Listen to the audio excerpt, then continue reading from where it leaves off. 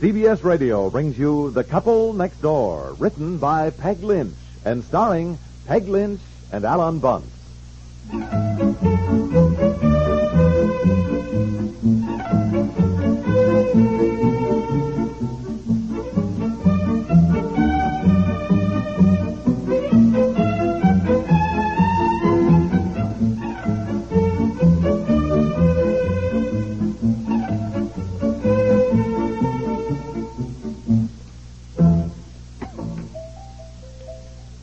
Honey, wake up now. There's the first call to breakfast. Ooh. Come on, the boy's going down the passageway ringing the bell. At least I hope it's the first call. Yes, it's 7:45. Oh, Come on. golly. Come on. Breakfast in 15 minutes. You'll have to hurry.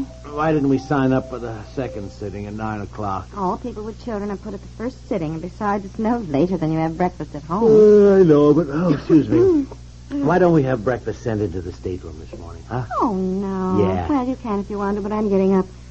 Honestly, where do the days go? You realize we've been on the ship since last Friday? This is Wednesday, 6 days? I can't believe it.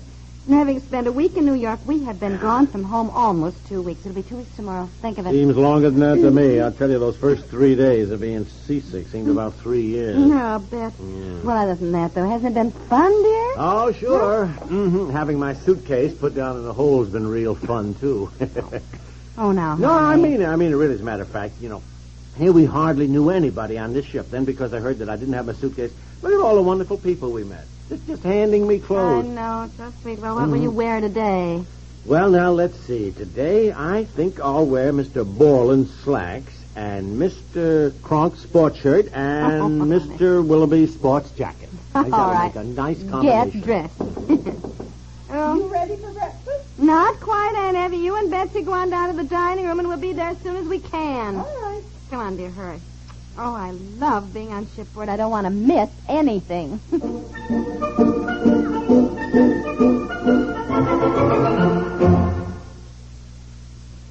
How many times have you seen the poster that reads, "When your child is ready for college, will college be ready for him?"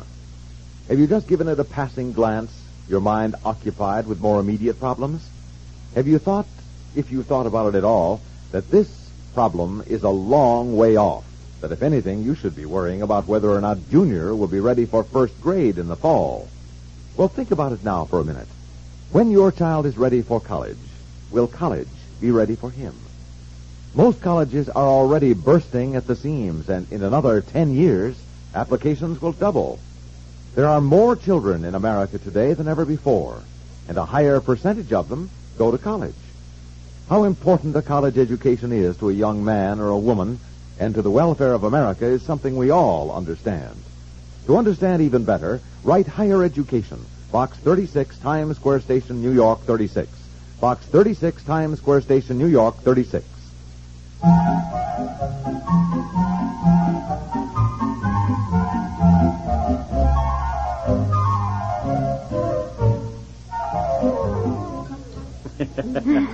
Boy, will you look at her? This is the child to whom we say at home, "Come on, please eat your breakfast." I know. I have to beg and coax her to get one piece of toast down her. Oh, now, don't tease her.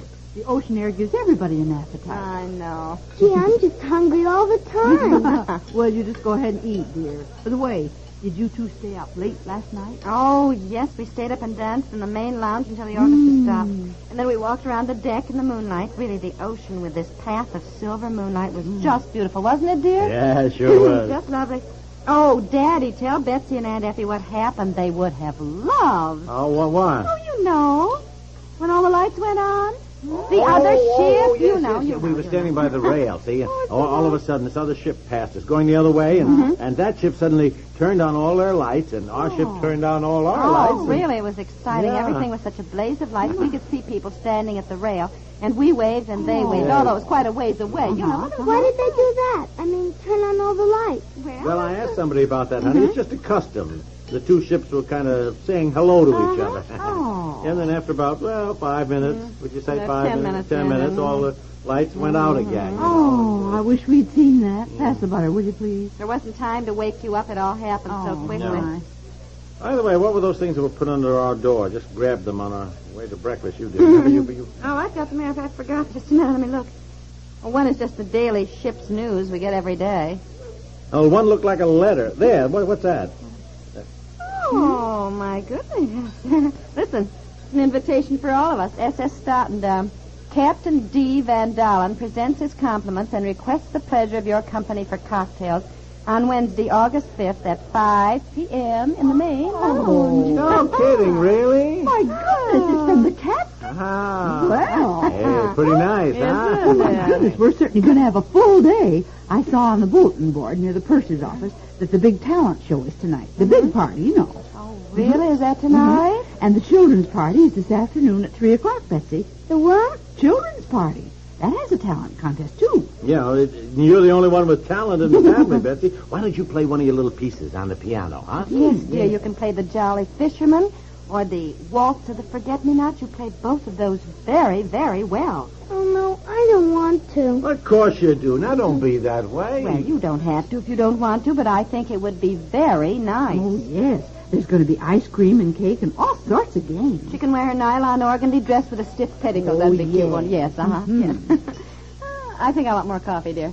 Well, why don't we take a few turns around the deck and then sit up there and have more coffee brought to us? Yes, that's a good idea. Finish your breakfast, Betsy. I'm not hungry. You're not hungry. Look, you ordered all that. Now, go on, you eat it. What's the matter, dear? I don't know. I just suddenly don't feel well. She does look flushed. Is your throat sore, honey? Yes. Oh. All right, now, don't get excited. Maybe she's just getting a little cold or something. Nothing to get all alarmed about. You seem to forget that she was exposed to measles just before we left. Oh, Good heavens, yes, I forgot. Come on, Betsy. I'll take her down to the stateroom right away. Oh.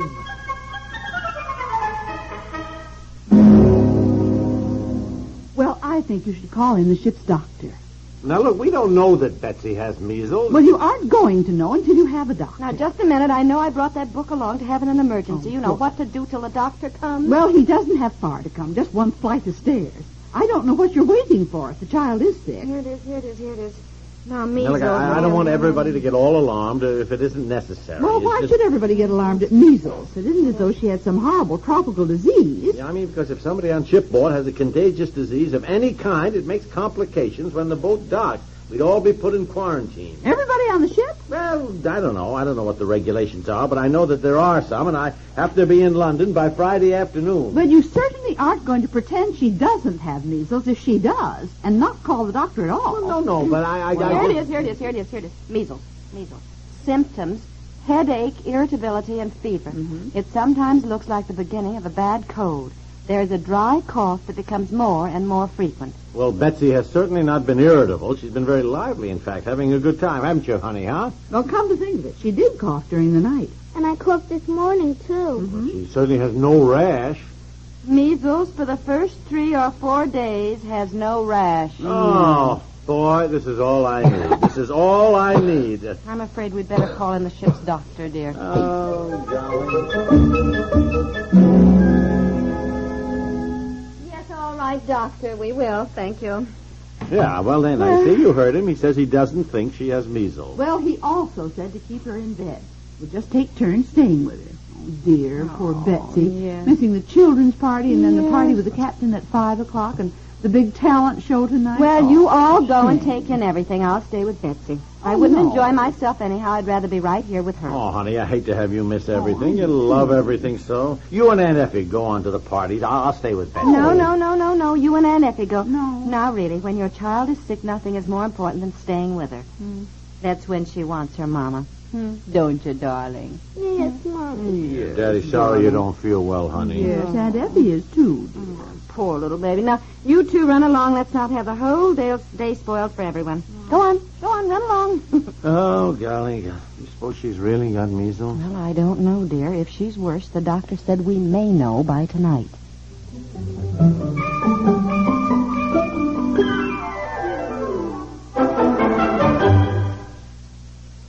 We'll return to the couple next door in just a moment. How you feel about rock and roll tunes isn't always a matter of age, especially if the feeling is on the negative side. What one can endure, perhaps even enjoy, in the cool of the evening, might well be an invitation to sentiments of mayhem if encountered early in the morning. If that's the case with you, why not tune in to the easy-going music and conversation of Arthur Godfrey Time every weekday morning on CBS Radio. Robert Q. Lewis is sitting in for Arthur these days, and Robert Q. is practically a charter member of the Let's Work Into the Day Gradually School of Entertainers. For easy chatter, delightful music, and colorful guest stars, you can't go wrong with Arthur Godfrey Time, weekdays on CBS Radio. Another fine CBS Radio daytime show you're sure to enjoy is Art Thinkletter's House Party. It's been a CBS Radio favorite for a wonderful long time. Tune in and you'll see why.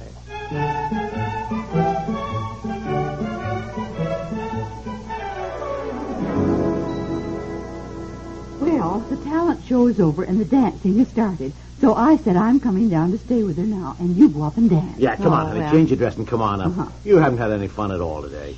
Sleep. How was the talent show? Oh, it was lots of fun. A girl about 16 played the piano. Rustle of Spring, I think it was. Then most of the others sang. A Frenchman sang some songs in French, and a Spanish woman sang songs in Spanish with some castanets in her hand. Oh, and there was a Dutch girl who sang a Dutch song. Yeah. Oh, it was just like the United Nations. Well, go on, tell the best part, Aunt Effie. Oh. Go on, now. Go on. Well, look, after the prizes were given out, she wouldn't tell you this. The master of ceremony said, now we'll have a conga line, see, but I'll need a pretty girl to lead it with me, and guess who me picked? Yeah. Oh, you mean you let the conga line at him? Yeah. Oh, this is the best time. Now you go on and get a pretty dress on before the orchestra stops playing. Go on. Yeah, come on, get in our stateroom and change your dress. Yeah, all right. Oh, I'm sorry you missed Aunt Effie leading that conga line. It was really something to see, I want to tell you. What's the matter? Betsy worse? No, she's much better, I think. I'm not sure. What do you mean by that? I don't think she wanted to go to the children's party. I think she wanted to, but she didn't want to. I think she was scared we were going to make her play the piano, which she really wanted to do, but she was too bashful. Are you kidding? I'm only guessing after the children's party, when they all trooped through the passageway, with paper hats, singing and tooting horns, she turned her head to the wall and cried. She didn't want me to see her. Well, I didn't say anything, neither did she. And just before she went to sleep tonight, she said, I wish I hadn't missed the children's party. Oh. Like that. And I just said, well, Betsy, you'll miss a lot of things in life if you wait for people to push you into them. Now, you've got to push yourself a little bit. You know what I mean? Yeah, sure. No. I mean, that's what I said to Betsy. And she thought a minute, and she said, yes, I do, Mommy. And then she went to sleep.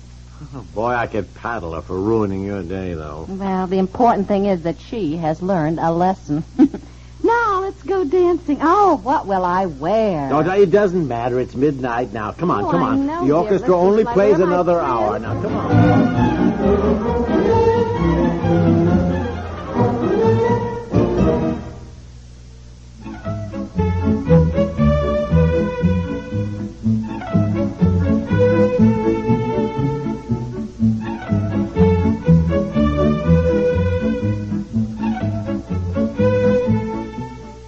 The Couple Next Door is written by Peg Lynch and stars Peg Lynch and Ethel and Bunce with Margaret Hamilton and Francie Myers, and is produced by Walter Hart.